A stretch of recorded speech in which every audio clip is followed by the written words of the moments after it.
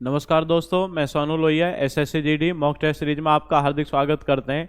आएंगे मेरे साथ, जुड़ेंगे और देखते हैं जो आज का मॉक टेस्ट है तो उसमें जो आपके जीएस से संबंधित क्वेश्चन है उन्हें देखने का सभी प्रयास करेंगे। तो इसमें प्रथम क्वेश्चन आपके सामने है कि निम्नलिखित में से प्राथमिक गतिविधियों की पहचान करें। तो आपको बताना है कि ऐसे कौन से आपके उद्योग हैं जो आपके प्राथमिक गतिविधि से जुड़े हुए हैं या प्राथमिक क्षेत्र से जुड़े हुए हैं, क्योंकि अर्थशास्त्र में आप पढ़ते हैं 3 क्षेत्र हैं, प्राथमिक, द्वितीयक और तृतीयक। तो आपको उनमें से बताना है कि कौन से प्राथमिक क्षेत्र से जुड़े हुए हैं।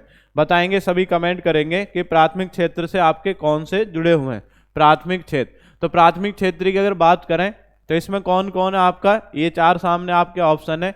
तो मत्स्य पालन, ठीक है, कृषि से जुड़ा हुआ है। तो मत्स्य पालन कौन से क्षेत्र में आएगा आपका, मत्स्य पालन कौन से क्षेत्र में आएगा, प्राथमिक क्षेत्र में मत्स्य पालन, ठीक है। बुनाई किस में आएगा, बुनाई भी आपका प्राथमिक क्षेत्र में आएगा, ठीक है। उसके बाद कृषि भी कौन से क्षेत्र में आएगा, प्राथमिक क्षेत्र में। खनन अगर आपसे पूछ रहा है, खनन कौन से क्षेत्र में आएगा, द्वितीयक क्षेत्र में। कौन से क्षेत्र में आएगा आपका, द्वितीयक क्षेत्र में। और बैंकिंग अगर आपसे पूछ रहा है तो बैंकिंग कौन से क्षेत्र में आएगा आपका, सेवा क्षेत्र में या तृतीयक क्षेत्र में आएगा। क्लियर हो गया, ये आपको याद रखने। तो इसमें से आपको याद रखना है कि कौन सा सही बनेगा। तो इसमें बनना है ए, बी और सी। क्या है, ए, बी और सी। ए, बी और सी इसमें देखेंगे कौन सा ऑप्शन है। तो ऑप्शन 4 में आपका दे रखा है सी, ए और बी, सी, ए और बी। क्लियर हो गया। तो आपको याद रखना है जो भारत की अर्थव्यवस्था है, भारत की अर्थव्यवस्था में सबसे ज्यादा जो जनसंख्या वो कौन से क्षेत्र में कार्यरत है। तो सबसे ज्यादा जनसंख्या अगर आपसे पूछे तो जनसंख्या कौन से क्षेत्र में कार्यरत है, तो याद रखेंगे प्राथमिक क्षेत्र में। जबकि सबसे ज्यादा जो हमें आय कौन से क्षेत्र से प्राप्त होती है, आय प्राप्त होती है हमें सेवा क्षेत्र से। कौन से क्षेत्र से, सेवा क्षेत्र से हमें आय प्राप्त होती है, सेवा क्षेत्र, या आप इसको क्या बोलेंगे, तृतीयक क्षेत्र। क्या है, तृतीयक क्षेत्र या सेवा क्षेत्र, जिसमें होटल, परिवहन, बीमा, संचार आपके आते हैं। तो ये सब सेवा क्षेत्र। जो आपके औद्योगिक कारखाने हैं वो सब कौन से क्षेत्र में आते हैं, द्वितीयक क्षेत्र। क्लियर हो गया, ये आपका क्वेश्चन था, सभी ने हल किया जी। आगे बढ़ते हैं, नेक्स्ट क्वेश्चन है। एक तरफ आपका दे रखा है जो साधन है और एक तरफ की ये आपका कौन सी ऊर्जा को कौन सी ऊर्जा में बदलते हैं। तो सूची फर्स्ट और सूची सेकंड है मोमबत्ती, बल्ब, सितार, लाउड स्पीकर। तो आपको बताना है। तो अगर बात करें यहाँ पे, इधर से देखेंगे, इधर से थोड़ा सा आपको सही रहेगा। इधर से देखते हैं, विद्युत ऊर्जा को प्रकाश ऊर्जा में, ठीक है। तो विद्युत ऊर्जा को प्रकाश ऊर्जा में कौन बदलेगा, ये बदलेगा आपका बल्ब। कौन बदलेगा, आपका बल्ब बदलेगा। नेक्स्ट आपसे देखेंगे, नेक्स्ट आपका यांत्रिक ऊर्जा से ध्वनि ऊर्जा। तो यांत्रिक ऊर्जा से ध्वनि ऊर्जा क्या निकालेगा इसमें, यांत्रिक ऊर्जा से ध्वनि ऊर्जा निकालेगा आपका सितार। कौन निकालेगा, सितार, यांत्रिक ऊर्जा से ध्वनि ऊर्जा। नेक्स्ट आपसे रासायनिक ऊर्जा से प्रकाश ऊर्जा कौन निकालेगा, ये निकालेगी मोमबत्ती। कौन निकालेगी, मोमबत्ती। और लाउड स्पीकर आप सब जानते हैं विद्युत ऊर्जा से कौन सी ऊर्जा निकालता है, ध्वनि ऊर्जा। कौन सी ऊर्जा है, ध्वनि ऊर्जा। क्लियर हो गया। तो अब इधर से देख लेंगे, ए का कौन सा हो जाएगा, ए का हो जाएगा आपका तीसरा, ठीक है। अब यहाँ पे 2 ऑप्शन है, यहाँ भी है, यहाँ भी है। नेक्स्ट बी का कौन सा हो जाएगा, बी का हो जाएगा पहला। तो फिर आपका ये हो जाएगा। फिर सी का कौन सा हो जाएगा, सी का हो जाएगा दूसरा। डी का कौन सा हो जाएगा, डी का हो जाएगा चौथा। क्लियर हो गया। तो इसका कौन सा ऑप्शन सही होगा, ऑप्शन सी, 3 1 2 4। क्लियर हो गया, 3 1 2 4, 3 1 2 4 जी। आगे बढ़ते हैं, नेक्स्ट क्वेश्चन है। एक तरफ सूची फर्स्ट और सूची सेकंड है। तो एक तरफ आपके संगठन दे रखे हैं, ऑर्गेनाइजेशन, और एक तरफ उनके हेडक्वार्टर। तो उनके हेडक्वार्टर से आपको सुमेलित करना है। क्लियर हो गया सभी का। तो आपने देखेंगे, इसमें हल करने का सभी प्रयास करेंगे जी। तो इसमें आपका प्रथम क्वेश्चन आप देख रहे हैं। प्रथम क्वेश्चन क्या है, प्रथम क्वेश्चन क्या है, नाटो। क्या है आपका, नाटो। नाटो आपने पढ़ा होगा, नॉर्थ एटलांटिक ट्रीटी ऑर्गेनाइजेशन, ये इसकी फुल फॉर्म बनती है। तो नाटो का मुख्यालय कहां पर है, नाटो आप पढ़ते हैं इसका हेडक्वार्टर कहां पर है, ब्रुसेल्स। कहां पर आपका, ब्रुसेल्स। ब्रुसेल्स कहां पर है, बेल्जियम में। सार्क, सार्क याद रखेंगे, सार्क मछली काटती नहीं है, तो सार्क आपका बन जाएगा। सार्क का हेडक्वार्टर कहां पर है, सार्क का हेडक्वार्टर आपका काठमांडू। क्लियर हो गया, सार्क का हेडक्वार्टर कहां पर है, काठमांडू। इंटरपोल, ठीक है। तो इंटरपोल आप याद रखेंगे, इंटरपोल आपने पढ़ा होगा, इंटरनेशनल पुलिस ऑर्गेनाइजेशन। इंटरपोल का हेडक्वार्टर कहां पर आपका, लियोन्स में। कहां पर है, लियोन्स में। और आपसे पूछा जाएगा जी नेक्स्ट कौन सा बच्चा, ओपेक। ओपेक आपने पढ़ा होगा, ऑर्गेनाइजेशन पेट्रोलियम एक्सपोर्टिंग कंट्रीज, तो पेट्रोलियम निर्यातक देशों का संगठन है। तो इसका हेडक्वार्टर कहाँ पर है, वियना। कहाँ पर हेडक्वार्टर, वियना। क्लियर हो गया, कहाँ पर हेडक्वार्टर आपका, वियना जी। अब इसी में आप आगे देखेंगे हेडक्वार्टर कहाँ पर हो गया, वियना। अब इसमें आप देखेंगे सुमेलित करके ए का कौन सा हो जाएगा, ए का हो जाएगा चौथा। तो यहीं पे आप देख रहे हैं इसी में दे रखा है ए का चौथा, सी। तो फिर उसके बाद क्या है, बी का कौन सा हो जाएगा, बी का आपका तीसरा हो जाएगा। सी का कौन सा हो जाएगा, सी का हो जाएगा दूसरा। और डी का कौन सा हो जाएगा, पहला। क्लियर हो गया, तो 4 3 2 1। अब इनके बारे में थोड़ा सा जान लेते हैं। नाटो, अगर नाटो आपसे पूछा जाएगा, नाटो तो जो उत्तर अटलांटिक महासागर है उनका एक संगठन है। अगर उन पे किसी भी देश पे हमला होता है तो सब पे आपका हमला माना जाता है। और इसकी अगर आपसे पूछा जाए कि नाटो की स्थापना कब हुई, नाटो की स्थापना हुई थी 1949 में। किस वर्ष हुई थी, 1949। नेक्स्ट, उसके बाद कौन है आपका, सार्क। ठीक है, सार्क आपने पढ़ा होगा, south Asian association regional corporation. तो ये दक्षिण एशियाई जो आपके देश हैं उन देशों का आपका संगठन है। इसकी स्थापना आपने पढ़ा है 1985 में हुई, और 1985 में इसकी स्थापना हुई थी ढाका में। कहाँ पे हुई थी, ढाका में। और ये पूछ लिया जाता है कि सार्क की स्थापना किसके प्रयास से की गई, तो आप याद रखेंगे जिया उर रहमान। कौन है, जिया उर रहमान। ये बांग्लादेश के हैं, जिया उर रहमान के आपका प्रयास से किसकी स्थापना की गई थी, सार्क जी। उसके बाद आप, और सार्क में सदस्य देश कितने, सार्क में सदस्य देश हैं आपके 8। तो याद रखें, काठ, काठ से क्या बन जाएगा आपका 8।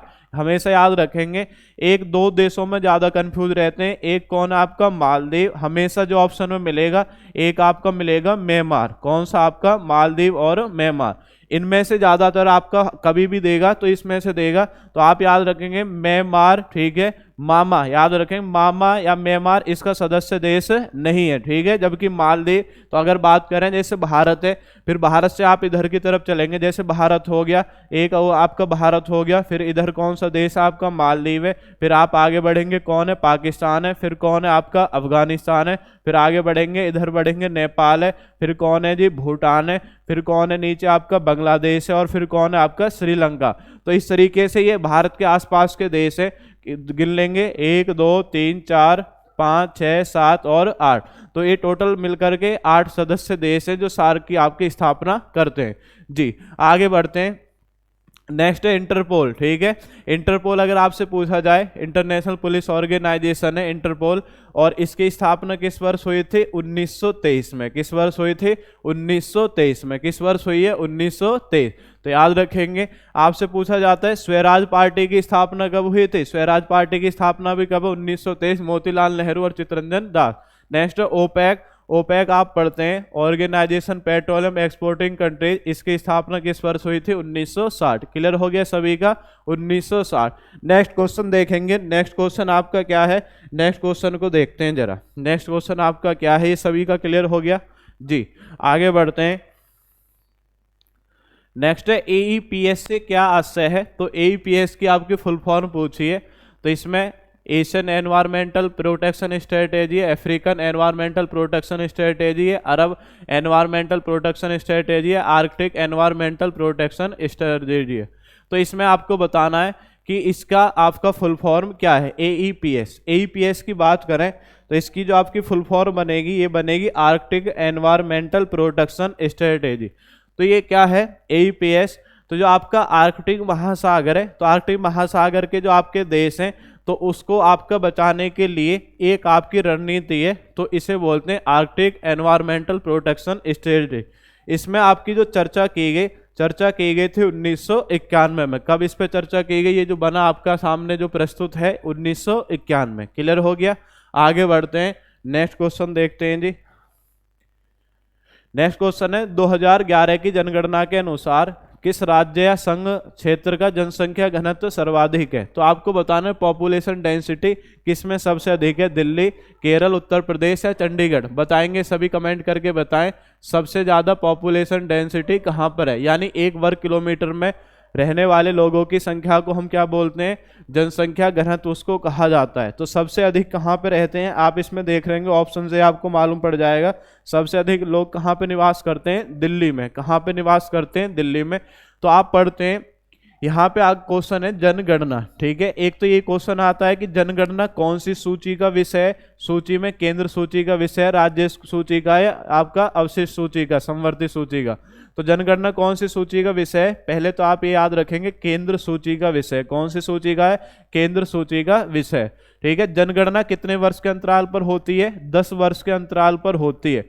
भारत में आपसे पूछा जाएगा भारत में पहली जनगणना, ठीक है, प्रथम जनगणना अगर आपसे पूछे कि प्रथम जनगणना कब हुई थी, प्रथम जनगणना आप याद रखेंगे ये कब हुई थी, 1872 में। किसके शासनकाल में हुई थी, लॉर्ड मेयो के शासनकाल में की गई थी। आपसे पूछा जाएगा प्रथम नियमित जनगणना क्या है, प्रथम नियमित जनगणना, क्योंकि जब से प्रत्येक 10 वर्ष के अंतराल पर होती है प्रथम नियमित जनगणना अगर आपसे पूछा जाए तो इसमें याद रखेंगे 1881 में। किसके शासनकाल में हुई थी, लॉर्ड रिपन। किसके शासनकाल में हुई है, लॉर्ड रिपन के शासनकाल में प्रथम नियमित जनगणना आपकी की गई थी। उसके बाद आपसे पूछा जाएगा जो भारतीय जनगणना है, भारतीय जनगणना के लिए महान विस्फोटक दशक, महान विस्फोटक दशक, ये बहुत अच्छा क्वेश्चन है। महान विस्फोटक दशक कौन से दशक को कहा जाता है, यानी इस 10 वर्षों में सबसे ज्यादा जनसंख्या बढ़ी है अब तक जितनी भी आपकी जनगणना की गई है, तो इसे याद रखेंगे 1961 से 1971, इसमें जनसंख्या सबसे ज्यादा बढ़ी है। और इसमें जनसंख्या जो हमें देखने के लिए मिली थी तो इसमें लगभग हम कह सकते हैं 25% आपकी जनसंख्या बढ़ गई थी 10 वर्षों में। जैसे पहले 100 लोग थे तो 1971 में आके कितने हो गए, 125। तो इसे बोलते हैं महान विस्फोटक दशक। एक और याद रखेंगे महान विभाजक दशक। क्या है महान विभाजक दशक, ये अकेला एकमात्र ऐसे 10 वर्ष है जिसमें जनसंख्या घटी है, महान विभाजक दशक। तो महान विभाजक दशक अगर आपसे पूछ रहा है कि महान विभाजक दशक आपका कौन सा है, तो इसे याद रखेंगे 1900, ठीक है, 1911 से 1921। क्या है, 1911 से 1921, ये महान विभाजक दशक है। इसमें जनसंख्या क्या है, इसमें जनसंख्या आपकी घटी है, ठीक है, क्या हुई है, जनसंख्या घटी है। तो ये क्या है, महान विभाजक दशक। क्लियर हो गया। उसके बाद इधर देखते हैं, ये पुराने क्वेश्चन है जो आपको याद होने चाहिए। नेक्स्ट, अब इसमें देख रहे हैं आप जनसंख्या घनत्व कौन से में आपका सबसे अधिक है, दिल्ली में। तो जनसंख्या घनत्व में आपको 4 क्वेश्चन याद रखने कि सर्वाधिक जनसंख्या घनत्व वाला अगर यूटी पूछ ले कि यूटी कौन सा है, और आपसे पूछे न्यूनतम जनसंख्या घनत्व वाला यूटी कौन सा है, सर्वाधिक जनसंख्या घनत्व वाला स्टेट कौन सा है, और न्यूनतम जनसंख्या घनत्व वाला स्टेट कौन सा है। तो ये 4 क्वेश्चन जरूर आप याद रखेंगे। इसमें यूटी अगर आपसे पूछ रहा है सर्वाधिक जनसंख्या घनत्व वाला कौन है, दिल्ली। न्यूनतम वाला कौन है जी, अंडमान निकोबार। कौन है, अंडमान निकोबार। ये न्यूनतम आपका जनसंख्या घनत्व वाला है, अंडमान निकोबार।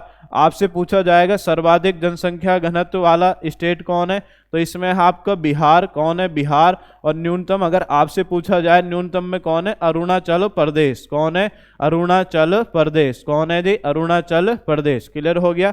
तो इतना इसमें याद रखेंगे, इससे संबंधित आपके क्वेश्चन है, इतना आपको इसमें क्लियर हुआ सभी का जी। आगे बढ़ते हैं, नेक्स्ट क्वेश्चन देखते हैं। नेक्स्ट क्वेश्चन है, भारतीय राष्ट्रीय मानव विकास रिपोर्ट 2011 के अनुसार राज्य का मानव विकास सूचकांक उत्तम है। तो किस राज्य का सबसे आपका उत्तम सूचकांक है, तो आपको बताना है कि इसमें कौन सा राज्य है, गोवा, पंजाब, केरल, दिल्ली। तो इसमें आप याद रखेंगे सबसे अच्छा जो किसका प्रदर्शन है, केरल का। और सबसे निम्नतम अगर आपसे पूछ रहा है तो सबसे निम्नतम आपका किसका है, बिहार का। किसका है, आपका बिहार का। आपसे पूछा जाएगा मानव विकास सूचकांक, ठीक है, मानव विकास सूचकांक या HDI बोलते हैं, ह्यूमन डेवलपमेंट इंडेक्स। अगर अंतर्राष्ट्रीय स्तर की बात करें तो अंतर्राष्ट्रीय स्तर पर कौन सी संस्था के द्वारा जारी की जाती है, UNDP। कौन सी संस्था जारी करती है, UNDP, United Nation Development Programme, ये जारी करता है। और जो वर्ष 2022 के आंकड़े हैं उसमें भारत को कौन सी रैंक दी गई है, बताएंगे सभी, कमेंट करके बताएंगे। वर्ष 2022 में तो भारत को कौन सी रैंक दी गई, 132। कौन सी रैंक दी गई है, 132। क्लियर हो गया। तो ये भी याद रखेंगे, वर्ल्ड लेवल पे आपका HDI इंडेक्स कौन सी संस्था के द्वारा जारी की जाता है, UNDP। आगे बढ़ते हैं, नेक्स्ट क्वेश्चन देखते हैं। नेक्स्ट है प्यूरा। प्यूरा से आज से क्या है, तो प्यूरा की आपको फुल फॉर्म बतानी है जी। प्यूरा क्या है, प्यूरा के बारे में आप बताएंगे।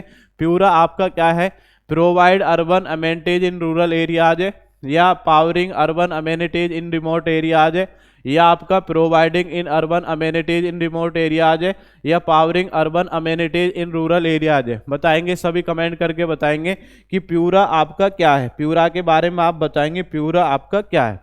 तो प्यूरा वास्तव में है क्या, जो आपका ग्रामीण स्तर है, तो ग्रामीण स्तर में सुधार लाने के लिए प्यूरा मॉडल आपका, तो ये प्यूरा मॉडल की अगर फुल फॉर्म पूछे तो इसकी फुल फॉर्म बनेगी provide urban amenities in rural area. तो ग्रामीण क्षेत्र में आपका सुधार करने के लिए ये पूरा मॉडल आपका 2004 में दिया गया था। 2004 में किसने दिया था? 2004 में दिया था एपीजे अब्दुल कलाम ने। किसने दिया था? एपीजे अब्दुल कलाम। पढ़ा होगा आपने, भारत के 11वें राष्ट्रपति कौन है? एपीजे अब्दुल कलाम, या मिसाइल मैन किसे बोला जाता है? एपीजे अब्दुल कलाम। पढ़ा होगा विंग्स ऑफ फायर किसकी आत्मकथा है? एपीजे अब्दुल कलाम। क्लियर हो गया। तो 2004 में दिया गया और आपने पढ़ा है किसने दिया? एपीजे अब्दुल कलाम। आगे बढ़ते हैं, नेक्स्ट क्वेश्चन देखते हैं। प्रधानमंत्री जनधन योजना किस वर्ष में शुरू की गई थी? 2011, 2012, 2014 या 2013? बताएंगे, सभी कमेंट करके बताएंगे। प्रधानमंत्री जनधन योजना जिसके माध्यम से बैंकों में आपके खाते खोले गए, तो ये सामने आपके वर्ष हैं कि किस वर्ष आपकी शुरुआत की गई।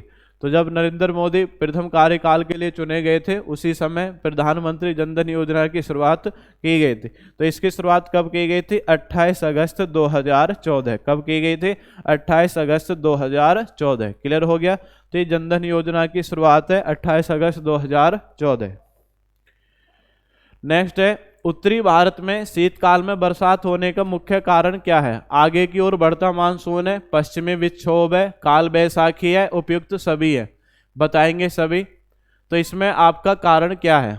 इसमें कारण आप पढ़ते हैं, जो आपका सर्दियों के दिनों में बरसात होती है, सर्दियों के दिनों में, जैसे एग्जाम्पल 4 ये आपका यूरोप महाद्वीप है, नीचे यहाँ पे आपका अफ्रीका महाद्वीप आपका फैला हुआ है, ये अफ्रीका महाद्वीप है।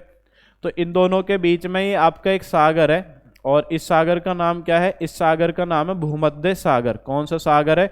भूमध्य सागर। इस सागर का नाम है भूमध्य सागर। तो भूमध्य सागर इधर की तरफ से जब वायु चलने लगती है, और इधर ये कौन सा एरिया है? ये है भारत। ठीक है, ये भारत है। तो यहाँ से जब वायु चलने लगेगी तो वायु चलने के दौरान भूमध्य सागर से नमी ग्रहण करेगी और नमी ग्रहण करके जाड़े के दिनों में भारत में वर्षा कर देता है। जाड़े के दिनों में भारत में वर्षा कर देता है। तो ये पश्चिमी विक्षोभ के कारण होता है। कौन सा? क्योंकि कौन सी दिशा से चल रहा है? पश्चिम से। तो इसे बोल देते हैं पश्चिम विक्षोभ। क्या बोल देते हैं इसे? पश्चिम विक्षोभ इसको बोल दिया जाता है। क्या बोलते हैं? पश्चिमी विक्षोभ। ठीक है। तो ये भी पूछ लेता है कि जाड़े के दिनों में वर्षा कौन से सागर से नमी ग्रहण करके की जाती है? भूमध्य सागर। ये उत्तर भारत में आपका होता है। तो याद रखेंगे कौन सा विक्षोभ है?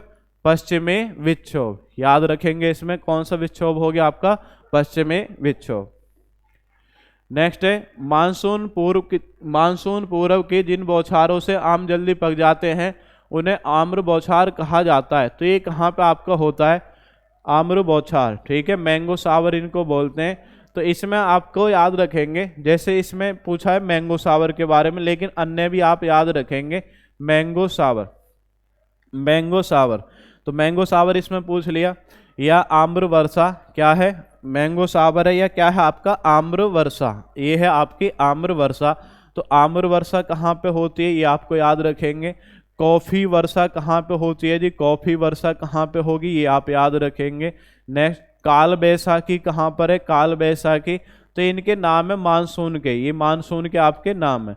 तो आम्र वर्षा अगर आपसे पूछ रहा है, आम्र वर्षा कहाँ पर है? केरल में आम्र वर्षा। कॉफी वर्षा अगर आपसे पूछे कहाँ पर है, क्योंकि कॉफी की खेती के लिए आपके उपयुक्त है कर्नाटक में, याम की खेती के लिए। और काल बैसाखी कहाँ पर है? ये आपका बंगाल में, या पश्चिम बंगाल आप कह सकते हैं। कहाँ पर है? पश्चिम बंगाल। तो आम्र वर्षा वैसे तो आपका कौन से राज्य में होती है? केरल में, लेकिन अकेला ऑप्शन नहीं है, तो इसलिए आप क्या कर सकते हैं? केरल और कर्नाटक। क्या कर सकते हैं? केरल और कर्नाटक। क्लियर हो गया। आगे बढ़ते हैं, नेक्स्ट क्वेश्चन देखते हैं।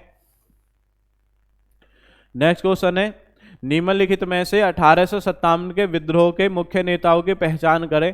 तो आपको बताना है 1857 का जो आपका विद्रोह, तो विद्रोह के स्थान पर आपका क्रांति शब्द यहाँ पे आएगा, क्योंकि विद्रोह तो आपका मंगल पांडे ने किया था, ठीक है। तो यहाँ पे आपका शब्द है क्रांति। कौन सा शब्द है आपका? क्रांति। तो 1857 की क्रांति के मुख्य नेताओं की पहचान करें। 1857 की क्रांति आपने पढ़ा होगा। तो पहले 1857 का विद्रोह हुआ, जिसमें आपने पढ़ा होगा मंगल पांडे ने किया, जो 34वीं रेजिमेंट के सिपाही थे। तो उन्होंने आपका मेजर हडसन की गोली मारकर हत्या कर दी 29 मार्च 1857 को, और फिर बाद में 8 अप्रैल 1857 में उनको फांसी दे दी गई। उसके बाद यही आपका जो विद्रोह इसने क्रांति का रूप ले लिया, और इस क्रांति की जो शुरुआत है आपने पढ़ा होगा 10 मई 1857 को इसकी शुरुआत मेरठ शहर से की गई थी। तो अब इसमें बताना है 1857 की क्रांति में आपके कौन कौन व्यक्ति इसमें से शामिल थे। तो इसमें याद रखेंगे रानी लक्ष्मीबाई। रानी लक्ष्मीबाई ने कहाँ का नेतृत्व किया? इन्होंने नेतृत्व किया था झांसी का। कहाँ का? झांसी का। नेक्स्ट है तात्या टोपे, आप पढ़ते ही हैं। तात्या टोपे किसके? आपके नाना साहब के सेनापति कौन थे? तात्या टोपे। तो इन्होंने कहाँ का नेतृत्व किया है? ग्वालियर। कहाँ का? आपका ग्वालियर। और नाना साहब भी आपके कहाँ से हैं? ग्वालियर से, ठीक है। सॉरी, इसमें आप याद रखेंगे थोड़ा सा, नाना साहब ने आपका कहाँ से किया है? नाना साहब, ठीक है। तो नाना साहब आप पढ़ेंगे कानपुर। क्या है? नाना साहब आपका कानपुर। और आप पढ़ते हैं जो तात्या टोपे हैं, ठीक है। तात्या टोपे किसके सेनापति थे? तो आपको बताना है तात्या टोपे किसके सेनापति थे। तो आपने पढ़ा होगा तात्या टोपे किसके सेनापति थे? नाना साहब। किसके सेनापति थे? आपके नाना साहब के सेनापति थे तात्या टोपे। और नाना साहब का वास्तविक नाम अगर आपसे पूछा जाए क्या है? धोंदू पंत। क्या है? धोंदू पंत, ये नाना साहब का वास्तविक नाम है। और तात्या टोपे का अगर आपसे पूछा जाए इनका वास्तविक नाम क्या है? रामचंद्र पांडुरंग। क्या है वास्तविक नाम? रामचंद्र पांडुरंग। तो ये आपके 3 व्यक्ति हैं, एक तात्या टोपे हैं, एक नाना साहब है, और एक कौन है? रानी लक्ष्मीबाई। तो ये आपके 1857 की क्रांति से जुड़े हुए हैं। तो 1857 कानपुर में नाना साहब ने, और कानपुर का जो सहयोग है उनके सेनापति थे तात्या टोपे, उन्होंने आपका दिया। और झांसी में आप पढ़ते हैं रानी लक्ष्मीबाई। क्लियर हो गया। तो इसमें ये 3 व्यक्ति हैं। तो इसमें देखते हैं ऑप्शन कौन सा है? बी, डी और ई। इसे ई कहेंगे, बी, डी और ई, ठीक है। तो बी, डी और ई, इसमें आपका चौथा ऑप्शन है, यहाँ पे दिखाई दे रहा होगा बी, डी और ई। यहाँ पे दिख रहा नहीं है आपको, तो यहाँ पे मैं इसको अंकित कर देता हूँ। क्या है? बी, डी और ई। क्लियर हो गया, बी, डी और ई। नेक्स्ट क्वेश्चन है भारत में पाया गया इनमें से प्राचीनतम मंदिर कौन सा है? लिंगराज मंदिर है, जगन्नाथ मंदिर है, राजराजेश्वर मंदिर है, 10 अवतार मंदिर है। बताएंगे, सभी कमेंट करके बताएंगे प्राचीनतम मंदिर कौन सा है। प्राचीनतम, तो आप नाम से ही देख लेंगे प्राचीनतम मंदिर, ठीक है। बताएं, सभी कमेंट करके बताएं। बताएंगे, सभी कमेंट करके बताएंगे प्राचीनतम मंदिर कौन सा है। जी, प्राचीनतम मंदिर इनमें से कौन सा? बताएंगे, सभी कमेंट करेंगे, बताएंगे प्राचीनतम मंदिर कौन सा है। तो इसमें आप देख रहे हैं जो मंदिर आपके, ये आपके सामने 10 अवतार मंदिर आपने पढ़ा होगा। कौन सा मंदिर है? 10 अवतार मंदिर। तो 10 अवतार मंदिर की बात करें तो ये इसका जो निर्माण है कब किया गया? गुप्त काल में। कब किया गया? गुप्त काल में। जो गुप्त वंश के शासक हैं तो उसके समय का माना जाता है 10 अवतार मंदिर। और ये है कहाँ पर वर्तमान में? ये आपका देवगढ़। देवगढ़ कहाँ पर है? देवगढ़ पड़ता है आपका ललितपुर। कहाँ पड़ता है? आपका ललितपुर। और ललितपुर आपका कहाँ पर है? ललितपुर आपका उत्तर प्रदेश में। तो आपको याद रखना है 10 अवतार मंदिर जो अन्य मंदिर है इनमें सबसे पुराना है, क्योंकि इसका जो निर्माण है गुप्त काल में किया गया है। कहाँ पर? देवगढ़, ललितपुर, यूपी।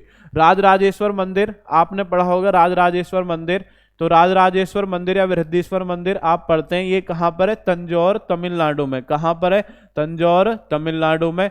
और आपने पढ़ा है इसका जो निर्माण है चोल वंश का शासक आपने पढ़ा होगा। क्या है?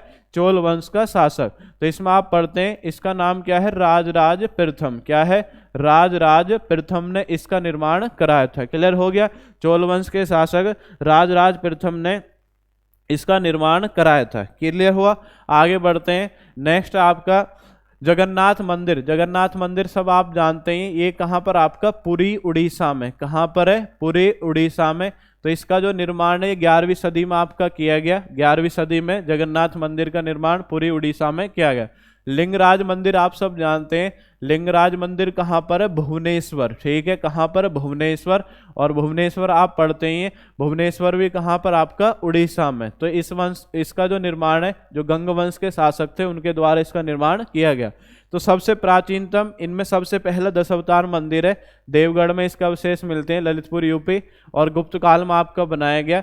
राजराजेश्वर मंदिर तंजौर तमिलनाडु में, राजराज प्रथम, या आप कह देंगे जो राजेंद्र चोल है, ठीक है, राजराज प्रथम ने इसका निर्माण करवाया, इसलिए राजराजेश्वर नाम इसका है। और जगन्नाथ मंदिर कहाँ पर है? पुरी उड़ीसा, ठीक है। राजराज प्रथम याद इसमें रखना आपको, राजराजेश्वर इसी कारण इसका नाम है। लिंगराज मंदिर कहाँ पर है? भुवनेश्वर उड़ीसा। क्लियर हो गया। तो इसमें सबसे पुराना कौन है? इसमें सबसे पुराना आपका 10 अवतार मंदिर। नेक्स्ट, निम्नलिखित में से कौन संयुक्त राष्ट्र की आधिकारिक भाषाओं का सही संयोजन है? आप बताएंगे संयुक्त राष्ट्र की सही भाषाओं का संयोजन आपका क्या है? बताएं, सभी कमेंट करके बताएंगे। अंग्रेजी, फ्रेंच, स्पेनिश, फ्रेंच, अंग्रेजी और जर्मन, अंग्रेजी, स्पेनिश और जर्मन, अंग्रेजी, फ्रेंच और इटालियन। बताएंगे सभी। संयुक्त राष्ट्र में आपकी 6 आधिकारिक भाषाएं, तो आपको बताना है इनमें से सही क्रम आपका कौन सा है। सही क्रम आप बताएंगे कौन सा आपका क्रम है, बताएं सभी जी। इसमें अगर सही क्रम की बात करें तो इसमें सबसे पहले क्या है? अंग्रेजी, अंग्रेजी के बाद याद रखेंगे फ्रेंच, क्या है आपका? फ्रेंच। फ्रेंच के बाद आप याद रखेंगे रूसी या रशियन, आप कहेंगे रशियन। रशियन के बाद याद रखेंगे चीनी, ठीक है, जो आपकी चीन की भाषा है। उसके बाद आप याद रखेंगे स्पेनिश, और स्पेनिश के बाद में याद रखेंगे अरबी। तो इनका ये सही क्रम है। क्लियर हो गया। अंग्रेजी, फ्रेंच, रशियन, चीनी, स्पेनिश और अरबी। तो ये आपकी 6 भाषाएं, और 6 भाषाओं का आपका ये क्रम है। लेकिन मूल रूप से 2 भाषाओं का आपका प्रयोग किया जाता है, एक अंग्रेजी का प्रयोग करते हैं और एक किसका करते हैं? फ्रेंच भाषा का। तो 2 भाषाओं का संयुक्त राष्ट्र में आपका प्रयोग किया जाता है। संयुक्त राष्ट्र का मुख्यालय कहाँ पर है? न्यूयॉर्क। और स्थापना कब की गई? 24 अक्टूबर 1945। क्लियर हुआ जी। इनमें से भारत की संविधान सभा के पहले अध्यक्ष कौन थे? संविधान सभा आपने पढ़ा है सभी ने, संविधान सभा। इससे पहले भी कई बार प्रैक्टिस सेट में आपका सामने आ चुका है संविधान सभा। तो संविधान सभा, तो भारतीय संविधान का निर्माण करने के लिए संविधान सभा आपकी बनाएगी। तो संविधान सभा के माध्यम से ही जो भारतीय संविधान का निर्माण किया, जो प्रारूप कमेटी आप पढ़ते हैं उसके माध्यम से आपका निर्माण किया गया। अब इसमें आपको बताना है कि संविधान सभा के प्रथम अध्यक्ष कौन थे। तो सब जानते हैं, नॉर्मल क्वेश्चन है। संविधान सभा के प्रथम अध्यक्ष किसको बनाया गया? सच्चिदानंद सिन्हा। लेकिन ये कैसे अध्यक्ष थे? अस्थायी। ये अस्थायी अध्यक्ष थे। कौन? सच्चिदानंद सिन्हा। सच्चिदानंद सिन्हा कैसे अध्यक्ष थे? अस्थायी अध्यक्ष। आपसे पूछा जाएगा स्थायी अध्यक्ष कौन बने थे? स्थायी अध्यक्ष बने थे डॉक्टर राजेंद्र प्रसाद। कौन बने थे स्थायी अध्यक्ष? डॉक्टर राजेंद्र प्रसाद। और संवैधानिक सलाहकार पूछे तो कौन बने थे? BN राव, बेनेगल नरसिंह राव। तो आपने पढ़ा होगा डॉक्टर राजेंद्र प्रसाद आपके स्थायी अध्यक्ष हैं, और संवैधानिक सलाहकार कौन है? BN राव जी। आगे बढ़ते हैं। काकोरी षड्यंत्र केस किस वर्ष हुआ था? 1920, 1935, 1923, 1935। ये 1925 करना है यहाँ पे, 1925, ठीक है। अब आपको बताना है काकोरी षड्यंत्र केस किस वर्ष हुआ था जी, बताएंगे क्या वर्ष है? 1925। तो काकोरी षड्यंत्र केस कब हुआ आपका? 1925। 1925 में कब हुआ था, कैसे हुआ? तो ये देखेंगे 1925 में, आप ध्यान रखेंगे 1925 में आपका ये कैसे हुआ था, तो उसको आप थोड़ा सा देख लेंगे। 1925 में 1925 में आपका कैसे हुआ देखेंगे सभी। तो 1925 में आप पढ़ते हैं ये क्यों हुआ था, कैसे हुआ। तो इसमें ये आपके सामने जो एक छोटा सा चित्र प्रस्तुत किया गया, तो एक आपकी सरकारी ट्रेन थी, ये सरकारी खजाना लेकर के सहारनपुर से, ठीक है, सहारनपुर से और कहाँ? लखनऊ के बीच आपके जा रही थी। सहारनपुर से और लखनऊ, सहारनपुर से लखनऊ। लेकिन लखनऊ से ही पहले एक आपका स्थानीय स्टेशन पड़ता है, लखनऊ जिले में ही है आपका ये स्थान, इसका नाम है काकोरी। कौन सा आपका? काकोरी स्टेशन पड़ता है। तो काकोरी स्टेशन आने पर जो आपका अगर समय बात करें तो समय था आपका 9 अगस्त 1925। क्या है? 9 अगस्त 1925। तो काकोरी स्टेशन आने पर जो आपकी जो सरकारी खजाना लेकर के ट्रेन जा रही थी, तो काकोरी स्टेशन पर इसे भारतीय क्रांतिकारियों के द्वारा लूट लिया गया। अब भारतीय क्रांतिकारी कौन कौन है? जैसा आपने पढ़ा होगा राम प्रसाद बिस्मिल। कौन पढ़े हैं आपने? इधर थोड़ा सा इधर लिख देता हूँ, राम प्रसाद बिस्मिल। कौन कौन पढ़े हैं आपने? एक आपने पढ़े होंगे राम प्रसाद बिस्मिल, आपने पढ़ा है जी, राम प्रसाद बिस्मिल। तो इसमें आपके शामिल जो व्यक्ति, इनके नाम याद रखने। अशफाक उल्लाह खां आप याद रखेंगे, अशफाक उल्लाह खां ये इसमें आपके शामिल थे। एक कौन थे जी, राजेंद्र लाहिड़ी इसमें शामिल थे, राजेंद्र लाहिड़ी, ठीक है, राजेंद्र लाहिड़ी। और एक याद रखेंगे जी रोशन सिंह, एक कौन है, रोशन सिंह, राजेंद्र लाहिड़ी और एक कौन है आपके, रोशन सिंह। तो ये आपके व्यक्ति हैं जो इसमें शामिल थे, राम प्रसाद बिस्मिल, अशफाक उल्लाह खां, राजेंद्र लाहिड़ी और कौन है, रोशन सिंह। फिर बाद में इन सभी को आपका गिरफ्तार कर लिया गया और गिरफ्तार करने के बाद में इन्हें फांसी पर लटका दिया गया। तो राम प्रसाद बिस्मिल को कहाँ पर दी गई, राम प्रसाद बिस्मिल को दी गई गोरखपुर में फांसी, कहाँ पे दी गई, गोरखपुर में। अशफाक उल्लाह खां को तो ये भी पूछ ले जाते हैं कहाँ पर इनको फांसी दी गई, फैजाबाद में आपकी दी गई। आपसे पूछे राजेंद्र लाहिड़ी को कहाँ पे दी गई, राजेंद्र लाहिड़ी को दी गई जी गोंडा में। और रोशन सिंह को कहाँ पे दी गई, रोशन सिंह को दी गई थी इलाहाबाद में, कहाँ पे दी गई थी, इलाहाबाद में। तो आपको याद रखना है इन चारों क्रांतिकारियों को गिरफ्तार करके और फांसी पर लटका दिया गया, इसी को बोलते हैं काकोरी कांड। तो काकोरी कांड कब हुआ, 9 अगस्त 1925। क्लियर हो गया जी। आगे बढ़ते हैं। तो ये काकोरी कांड से संबंधित आपके प्रश्न थे। नेक्स्ट है, भारत में स्थापित होने वाला प्रथम राष्ट्रीय उद्यान कौन सा है, जिम कॉर्बेट, दुधवा, पेरियार या मानस, आप बताएंगे, कमेंट करके बताएं। तो भारत में स्थापित होने वाला प्रथम राष्ट्रीय उद्यान कौन सा है, Jim Corbett national park. Jim Corbett national park आपने पढ़ा होगा, इसकी स्थापना किस वर्ष की गई थी, 1936 में इसकी स्थापना की गई है। कहाँ पर ये आपका रामनगर में, कहाँ पर है, रामनगर। और रामनगर कहाँ पर है, उत्तराखंड में, उत्तराखंड में। अब इस नेशनल पार्क का जो नया नाम है वो क्या हो गया है, रामगंगा नेशनल पार्क। इसका नया नाम हो गया रामगंगा नेशनल पार्क, क्योंकि जो रामगंगा नदी है इससे आपकी गुजरती है, तो उसी नदी के नाम पर रामगंगा नेशनल पार्क इसका नाम कर दिया गया। तो जिम कॉर्बेट आपका उत्तराखंड में। दुधवा आप सब जानते हैं, दुधवा राष्ट्रीय उद्यान, ये यूपी का राष्ट्रीय उद्यान है, यूपी में आपका स्थित है। और पेरियार कहाँ पर है, पेरियार आपका केरल में है, ठीक है, हाथियों के लिए प्रसिद्ध है। और मानस कहाँ पर है, मानस है आपका असम में, मानस कहाँ पर है, असम में। कहाँ पर है मानस आपका, असम में, पढ़ा होगा आपने। अब इसमें देखते हैं, अगर आपसे पूछा जाए भारत का क्षेत्रफल के आधार पर सबसे बड़ा राष्ट्रीय उद्यान कौन सा है, तो इसे आप याद रखेंगे हेमिस। हेमिस कहाँ पर है जी, हेमिस राष्ट्रीय उद्यान, ये आपका लद्दाख में। और सबसे छोटा कौन है, सबसे छोटा आप याद रखेंगे, सबसे छोटा कौन है, साउथ बटन। सबसे छोटा कौन है, साउथ बटन। साउथ बटन कहाँ पर है, अंडमान निकोबार में। साउथ बटन कहाँ पर है, अंडमान निकोबार। क्लियर हो गया, साउथ बटन कहाँ पर है, अंडमान निकोबार। और वर्तमान में भारत में कुल कितने नेशनल पार्क हैं, 106। कितने नेशनल पार्क हैं आपके, 106। कितने नेशनल पार्क हैं, 106। क्लियर हो गया। आगे बढ़ते हैं, नेक्स्ट क्वेश्चन देखते हैं। पढ़ने और लिखने की अक्षमता, क्षमता नहीं, ये है अक्षमता। पढ़ने और लिखने की अक्षमता को हम किस नाम से जानते हैं, ऑटिज्म बोलते हैं, डिसलेक्सिया या डिस्प्रेक्सिया, एप्रेक्सिया, बताएंगे। पढ़ने और लिखने की क्षमता को किस नाम से जानते हैं, बताएं सभी। तो पढ़ने और लिखने की जो क्षमता है, अक्षमता है, उसे हम किस नाम से जानते हैं, डिसलेक्सिया। क्या बोलते हैं आपका, डिसलेक्सिया। क्लियर हो गया, डिसलेक्सिया। नेक्स्ट है, ब्रेल लिपि के जनक कौन है। ब्रेल लिपि के चार्ल्स ब्रेल हैं, लुइस ब्रेल हैं, बारबियर ब्रेल हैं, बताएं इनमें से कोई नहीं है। ब्रेल लिपि के जनक, ब्रेल लिपि के जनक कौन आपके, लुइस ब्रेल। कौन आपके, लुइस ब्रेल। कौन है, लुइस ब्रेल। क्लियर हो गया, कौन आपका, लुइस ब्रेल। क्लियर हो गया आपका सभी का, कौन है इसके जनक, लुइस ब्रेल। ठीक है, तो आज का मॉक टेस्ट था, इसमें आपके 18 क्वेश्चन थे आज के मॉक टेस्ट में। ठीक है, तो इसी के साथ मैं आपसे विदाई लेता हूं। धन्यवाद, जय हिंद, जय भारत।